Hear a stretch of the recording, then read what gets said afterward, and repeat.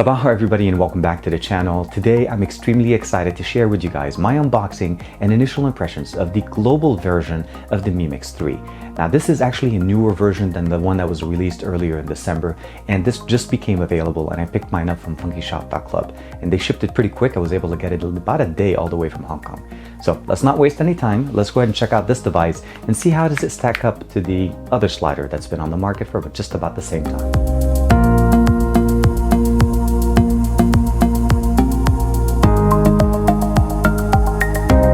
Here we have the box, very nice. We just have Mi in the center, and again this is the global variant of the device. And here we are. The device is centered right there. Let's go ahead and pick it up. First thing you'll notice obviously is the display. This is a 6.39 inch 1080p display. This is OLED, of course. We have the flagship dual rear cameras, two 12 megapixel sensors sitting in the back here, and of course the material that they use in the back, it's basically iconic with the Mi Mix or the Mix line, and that's ceramic. We have it basically, I think this is the blue variant version of it. There's three different colors. They also mention here that they do have 108 as far as the DxO mark rated for their camera. So definitely very nice. Looking on the back of the device, we have two 12 megapixel sensors in the back with the LED flash, fingerprint sensor, of course, and the Mix logo on the bottom by Xiaomi. On the left side of the device, we have a mappable, basically a smart key button, and we're going to see how this one runs on the global ROM. A dual SIM slot here, non-expandable storage, but it is a dual SIM carrying device. On the right side, we have a volume rocker as well, or volume buttons, as well as a power button, and of course one of the antenna bands. On the top, we just have a microphone, nothing else. On the bottom, we have, and I'm hoping this is dual speakers, I'm not sure, but we'll get a chance to check that out. But essentially two grills with a USB-C, no headphone jack, so our audio will have to go through the USB-C adapter, and I'm sure there's going to be one in the box. Other than that, let's slide down the mechanism here. Right there, we'll notice that the missing pieces that we weren't seeing before. There's a little bit of a slit here. Hopefully you guys could see that right there. And that basically passes the audio from the built-in speaker in the back of the mechanism here. We have two sensors in the back. One is a 24 megapixel, which is slightly higher, and you notice they say that right there. And the other one is a 2 megapixel sensor just for depth perception, so we have good bokeh effect. Let's go ahead and take out this plastic. Other than that, the earpiece itself, again, will resonate through, and then when you're not using it, you just keep the device closed. Let's go ahead and power it on. Give it a second. Again, here it is. And let's see. Okay, let's go ahead and do this. As the device is booting up, let's go ahead and keep going through the box. It's asking us to set up languages. And of course, we have a nice little message here from Li Jun. It says, on the road to exploration, we will constantly invest, constantly strive, and constantly break through. We are willing to devote an additional 100%, even if we only improve by 1%. Be friends with our users, be the coolest company in the hearts of our users. Definitely an amazing message here. Very, very nice. The end of the device is pretty much started here, and it's going to go US English. I'm going to go ahead and keep going with that. We have a fast wireless charger that's directly included in the box. That's very, very nice. A USB, let's take this guy out. USB-C to USB-A, that's going to be for data sync as well, and I assume, yep, using this with your wireless charger, as this actually is USB-C. So very cool. We'll put this on the side. Now, because I picked this up from Hong Kong, I am receiving basically the Hong Kong style charger. What I would recommend you just basically, if you're going to pick this up, make sure you get an adapter that's going to be taking care of you. But this one's going to be really nice. Let's see what we have here. This is the power adapter directly from Xiaomi, and output is basically 5 volts at 2.5 amps, 9 volts at 2 amps, and 12 volts at 1.5 amp. So we should be able to get pretty good fast charging from here. Last but not least, here are a few extra things that just flew off. The USB-C, the 3.5mm headphone jack, that's going to be our audio adapter to be able to listen to music wired. Basically SIM ejector tool. And of course we do have a case. And it's nice, the case itself actually does match what the device is. So if you want to keep it protected, it's not going to be the best case by any means, but it does have some nice characteristics. One of them is the fact that it's open at the bottom, which allows you to slide the mechanism. And of course, the other part is, of course, that it covers everything else, and it's very flush and very nice. Gives us an opening for the fingerprint sensor as well as the cameras, and again, it does not protrude anything on the device. The other thing I wanted to share with you guys is that funkyshop.club does include a protector, a screen protector with every order that you order as far as the Mi Mix. So if you're worried about that because it doesn't come with one on it, as most other devices that I've seen, you definitely are going to be covered with this one that's included in the package. I'm pretty sure you guys would love to be able to see a more in-depth comparison between the Mi Mix 3 and the Magic 2. This video is mostly focusing on the Mi Mix 3, so I'm just going to do a quick overview. The main aesthetics, of course, is this screen display and the body size, you can pretty much see they're very similar in size. The material that's used in the back is slightly different. We have a gradient color here, where we have a ceramic back with wireless charging, as well as a fingerprint sensor here. Triple camera setup, dual camera setups on the back here. You'll notice that the power button and the volume rocker are positioned in the same side, although not at the same level. And of course, we have that smart key, or the remappable assistant key, that we don't have that here on the actual Magic 2.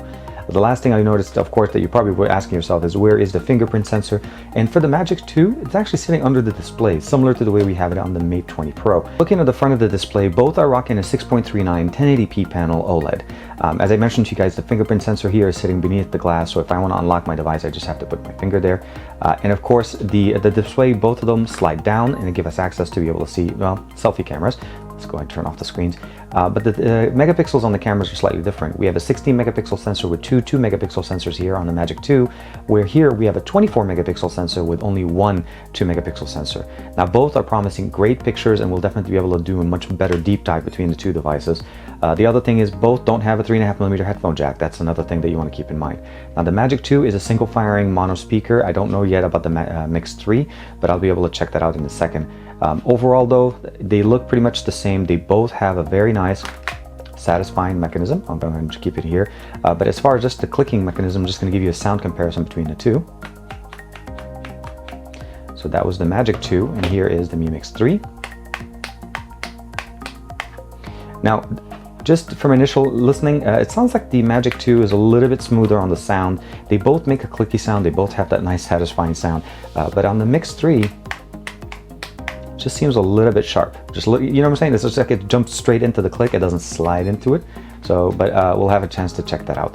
But again, let me know in the comments below if you'd like to be able to see more an in-depth comparison between these two guys. The material on this device is definitely very fingerprint prone, so just keep that in mind that you're probably going to be cleaning it a lot.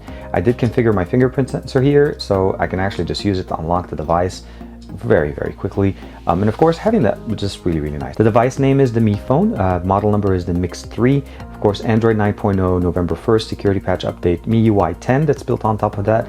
Of course this model number is the M1810E5A. Basically the Snapdragon 845 powering this at running at 2.8 gigahertz, and of course the RAM is 6 gigs. There is an 8 and a 10 gig model, 120 gigs of internal storage that is non-expandable, and just more information there. Now the UI is very nice, it's very clean so far. It does have its own skin, it's heavily skinned. You'll notice here we have somewhat of a feed sitting on the left side, and of course on the right side we have more apps. Now I want to see what this map button does here for us, and right now it pretty much is, that's what I thought it was going to be.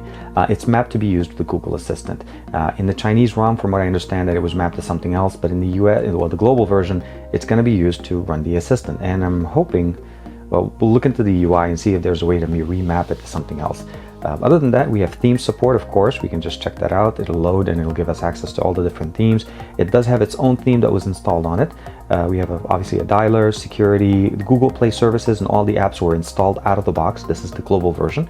Tools, all the additional ones. We have download, compass, scanner, the Mi Drop, of course, for recording here, screen recorder, feedback, clock, calculator, and of course other things here. And I forgot to mention we have the gallery, the Play Store is right there, the camera, Chrome, the messaging app, as well as the dialer and a browser. And yeah, so this is the Mi browser, not Chrome, and Chrome is sitting right here. So we have two browsers.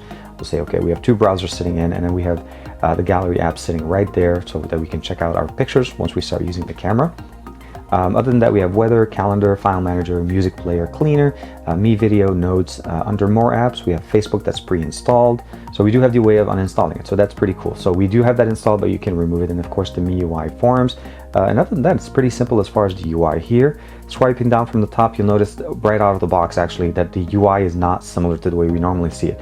So let's close it from here. We removed all the notifications, but sliding it down, we have the ability here of sliding the display. This is the brightness of the display. Finish setting it up, and of course I can expand it to get all the additional toggles. We have vibrate, rotate, screenshot, mobile data, mute, flagship. I did not put a SIM card in here, but we are able to edit that and add additional here buttons.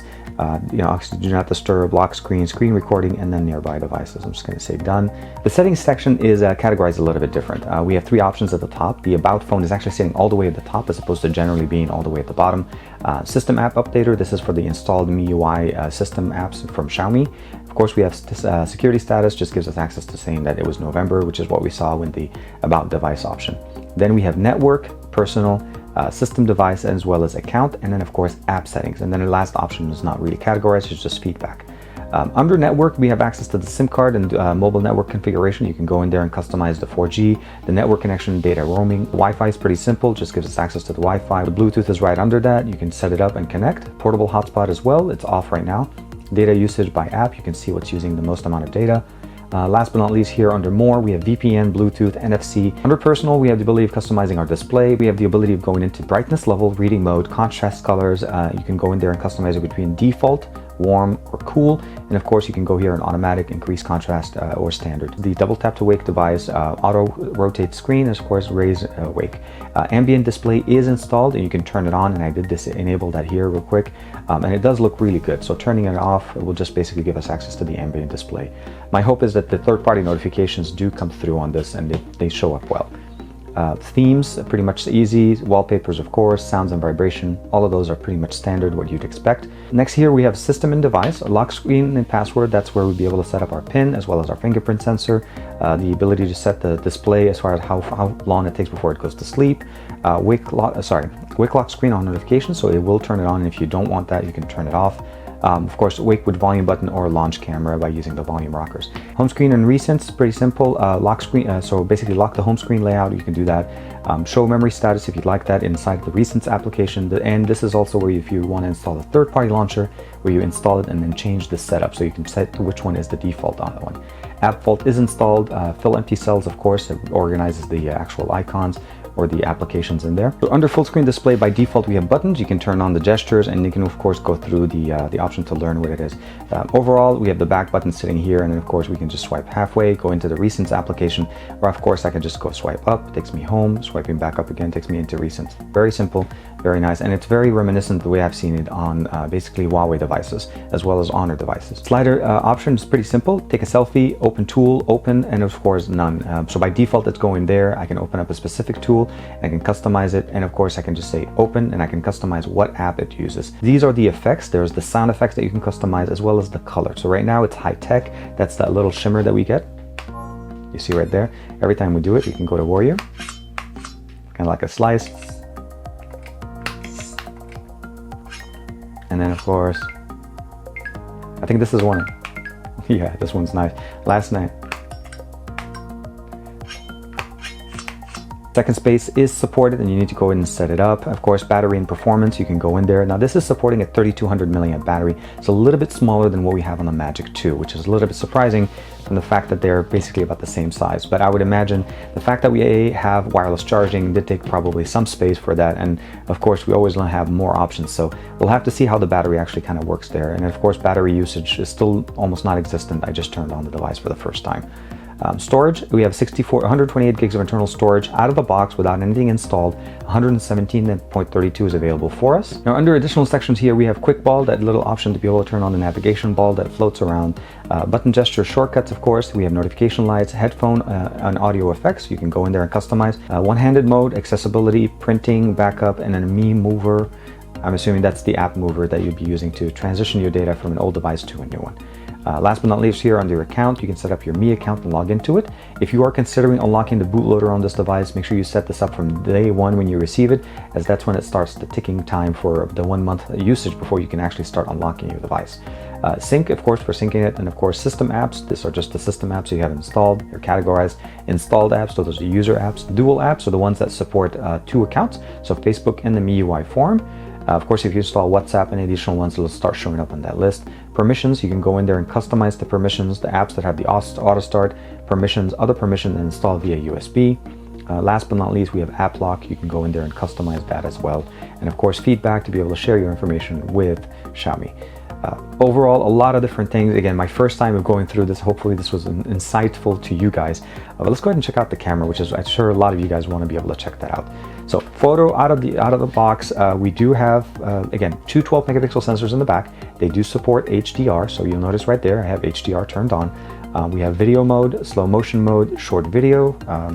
Not sure what short video, but I'm assuming is just a quick sample video. And of course we have photo, portrait mode, night mode out of the box. And of course we have square, which just kind of makes it easier for Snapchat, or not Snapchat, for Instagram posts. panorama, and manual. Notice there's no additional menu to get into. Everything is basically here. You just slide between the different options. So let's go here, work quick with photo, no, not photo, with video. And let's see as far as the settings, I think as far as I'm not mistaken here. So full quality here, we can go to 4K at, 4K, it's right there, UHD 4K 60 frames per second supported out of the box. That's very nice. That's one thing that the Magic does not have. It's 4K at 30 as the maximum. Let's switch over to the front, which we have the higher end resolution camera. Let's go into the set, of course, you have to do the slice open, and let's see here. So video quality, surprisingly, capped at 1080p at 30 frames per second. We have a higher megapixel camera on the front, 24 megapixel sensor as opposed to the 16, but we're getting only 1080p at 30. Again, that's just part of that. So let's go ahead and do a quick sample of the front and the back facing cameras. This is a quick video and audio sample of the front facing 24 megapixel sensor on the Mi Mix 3, capable of going to 1080p at 30 frames per second, even though it has a higher megapixel count than the back sensors, which are able of going all the way to 4K at 60 frames per second. Let's go ahead and switch over to the back sensors. Okay, went ahead and switched over to the back facing sensors, two 12 megapixel sensors. Again, just a quick audio and video example of what you can expect from recording using the Mi Mix 3. Now the main usage of the slider, of course, is that you don't need to have it on you all the time or not use it all the time. So if I'm using the device, you're definitely using a full screen display. You can see that it goes all the way to the edges, very minimal bezels at the top and at the bottom. But the main benefit, of course, is if let's say your device is off, you want to take a picture, slide it down, put it up, and snap that picture. Very good, very quick, and it just turns on, and it's easy to use and very simple. Of course, close it and you get that sliding mechanism again. You can customize that, turn off the sound if you don't like it, of course, all of that. Let's go ahead and play a quick song. Just want to see how the audio playback on this device. As usual, we always listen to Jumbo by Alex Scrindo. This is going to be a quick audio test. I did go ahead and put the volume all the way to the top. We do have a nice little option here. You're able to jump between the different options. So volume rocker is very cool. Let's go ahead and start.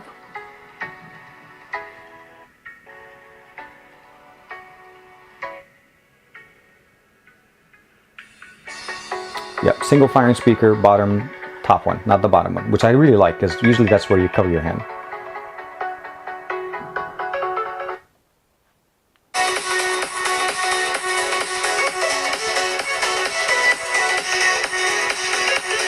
Definitely okay. I'm not going to say this is the loudest speaker I've heard on the device, but overall actually really nice. I like it. Let me know in the comments below, what do you guys think of the unboxing? I like to cover everything that comes in the box down to the point of basically the UI, the camera, all the settings and everything, and of course give you an audio and video sample just so that you know exactly what comes with the device, kind of like a mini review.